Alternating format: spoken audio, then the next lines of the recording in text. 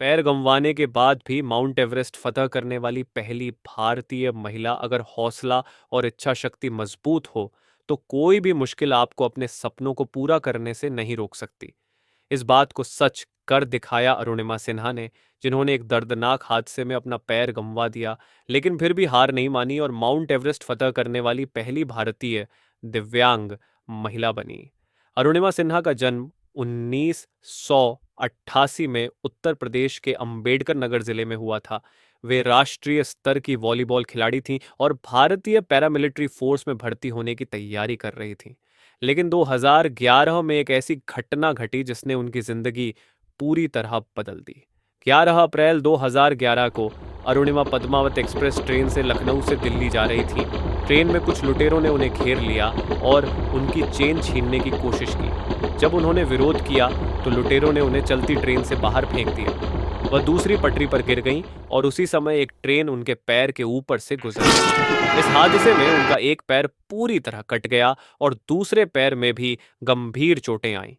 घंटों तक पटरी पर पड़ी रहने के बाद कुछ ग्रामीणों ने उन्हें अस्पताल पहुंचाया। डॉक्टरों को उनकी जान बचाने के लिए उनका एक पैर काटना पड़ा। इस दर्दनाक हादसे के बाद कोई भी हिम्मत हार सकता था, लेकिन अरुणिमा ने अपनी किस्मत खुद लिखने का फैसला किया। अस्पताल में भर्ती रहने के दौरान उन्होंने ठान लिया कि वह दुनिया की सबसे ऊंची चोटी माउंट एवरेस्ट पर चढ़ेंगी।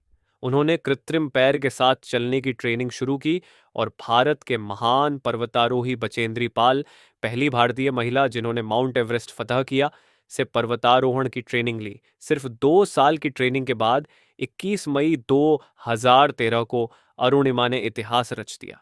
उन्होंने माउंट एवरेस्ट फतह करके दुनिया को दिखा दिया कि कोई भी मुश्किल इंसान के हौसले से बड़ी नहीं होती। माउंट एवरेस्ट फतह करने के बाद अरुणिमा ने दुनिया की सबसे ऊंची चोटियों को फतह करने का संकल्प लिया।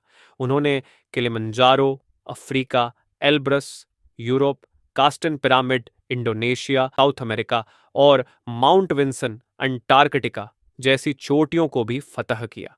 2015 में भारत सरकार ने उन्हें पद्मश्री से सम्मानित किया।